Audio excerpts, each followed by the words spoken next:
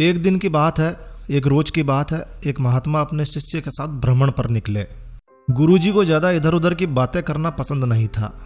वो कम बोलते थे। कम बोलना और शांतिपूर्वक अपना कर्म करना, यही उन्हें पसंद था। लेकिन उनका शिष्य बहुत ज़्यादा चपल था। वो हमेशा इधर उधर की बातें करता। उसे हमेशा इधर उधर की बातें ही सूझती। दूसरों की बातों में उसे बड़ा ही आनंद मिलता था। तो दोनों गुरु चेले तालाब के पास से गुजर रहे थे, तो उन्होंने देखा कि एक मछुआरे ने नदी में जाल डाला हुआ है। शिष्य यह सब देखकर वहीं खड़ा हो गया और मछुआरे को अहिंसा परमो धर्म का उपदेश देने लगा।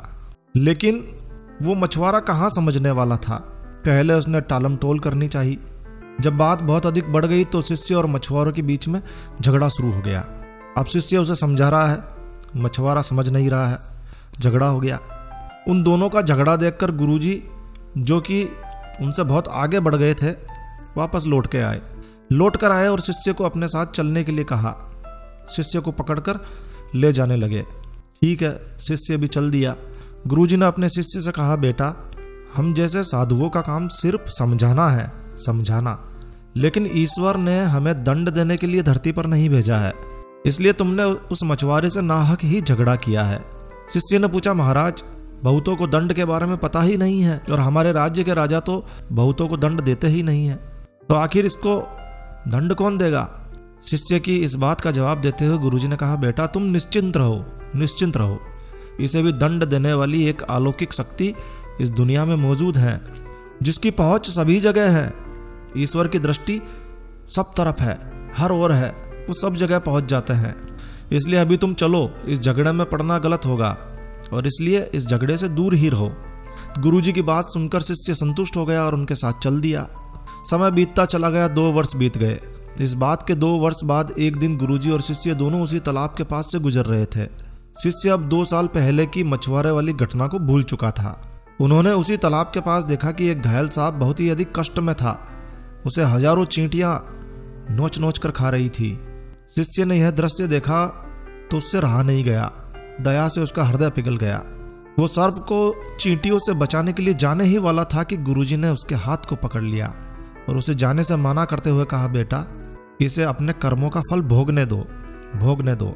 यदि अभी तुमने इसे बचाया तो इस बेचारे को फिर से दूसरे जन्म में यह दुख भोगने होंगे, क्योंकि कर्मों का फल अवश्य ही भोगना पड़ता है। शिष्य ने गुरुजी से पूछा, गुरुजी, इसने ऐसा कौन सा कर्म किया है जो ऐसी दुर्दशा में ये फंसा हुआ है? गुरु महाराज बोले, सुनो, ये वही मछुआरा है जिसे तुम पिछले वर्ष इसी स्थान पर मछली ना मारने का उपदेश दे रहे थे और वो तुम्हारे साथ लड़ने के लिए आग बबूला हुआ जा रहा था। वे मछलियां ही ये चींटियां हैं जो इसे नोच नोच कर खा रही है। ये सुनते ही शिष्य ने बड़े आश्चर्य से कहा, गुरुजी, यह तो बड़ा ही विचित्र न्याय है, बड़ा ही विचित्र। गुरुजी ने कहा, बेटा, इसी लोक में स्वर्ग नरक के सारे दृश्य मौजूद हैं। हर क्षण तुम्हें ईश्वर के न्याय के नमूने देखने को मिल सकते हैं। चाहे तुम्हारे कर्म शुभ हो या अशुभ, उसका फल तो तुम्हें भोगना ही पड़ता है, भोगना ही पड़ता है। इसीलिए ही वेद में भगवान ने उपदेश देते हुए कहा है कि अपने किए कर्मों को हमेशा याद रखना। ये विचारते रहो कि तुमने क्या किया है, क्योंकि ये सच है कि तुमको वह भोगना ही पड़ेगा। जीवन का हर क्षण कीमती है, इसलिए इसे बुरे कर्मों के साथ व्यर्थ मत जाने दो। अपने खाते में हमेशा अच्छे कर्मों की बढ़ोतरी करो, क्योंकि तुम्हारे अच्छे कर्मों का परिणाम बहुत सुखद रूप से तुम्हें मिलेगा। इसका उल्टा भी उतना ही सही है। तुम्हारे बुरे कर्मों का फल भी एक दिन बुरे तरीके से ही तुम्हें भोगना पड़ेगा। इसलिए अपने कर्मों पर ध्यान दो, क्योंकि वो ईश्वर हमेशा न्याय ही करता है, न्याय ही करता है। शिष्य बोला, गुरुदेव, तो क्या अगर कोई दुर्दशा में पड़ा हो तो उसे उसका कर्म मानकर उसकी मदद ही ना करें? गुरुजी बोले, करनी चाहिए, जरूर करनी चाहिए, अवश्य करनी चाहिए। यहाँ पर तो मैंने तुम्हें इसलिए रोक दिया क्योंकि मुझे पता था कि वो किस कर्म को भुगत रहा है। साथ ही मुझे तुमको ईश्वर के न्याय का नमूना भी दिखाना था। लेकिन अगर मैं ये सब नहीं जानता तो उसकी मदद ना करना मेरा पाप होता, इसलिए तब मैं उसकी मदद अवश्य ही करता। दोस्तों, हम चाहें इस बात पर विश्वास करें या ना करें, लेकिन ये 100% सच है कि ईश्वर हमेशा न्याय करते हैं और सही न्याय करते हैं। उनके न्याय का संबंध सीधा हमारे कर्मों से है। यदि हमने अपने जीवन में बहुत अच्छे कर्म किए हैं या अच्छे कर्म कर रहे हैं तो उसी के अनुरूप ईश्वर हमारे साथ न्याय करेंगे। ये जीवन हमें इसलिए मिला है ताकि हम कुछ ऐसे कार्य करें जिनको देखकर ईश्वर की आंखों में भी हमारे प्रति प्रेम छलक उठे।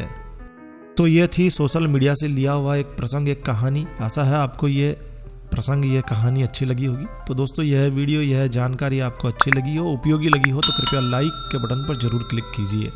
और यदि आपने हमारा ये चैनल सब्सक्राइब नहीं किया हुआ है तो कृपया चैनल सब्सक्राइब कर लीजिए, क्योंकि इस चैनल पर हम लेकर आते हैं आपके लिए तरह तरह की धार्मिक जानकारियाँ, होम रेमेडीज, होम टिप्स और टेक्निकल नॉलेज। तो सब्सक्राइब करने पर आपको हमारे नए वीडियोस की अपलोड्स लगातार निरंतर मिलती रहेगी। तो अभी सब्सक्राइब के लाल बटन पर क्लिक करके चैनल सब्सक्राइब कर लीजिए।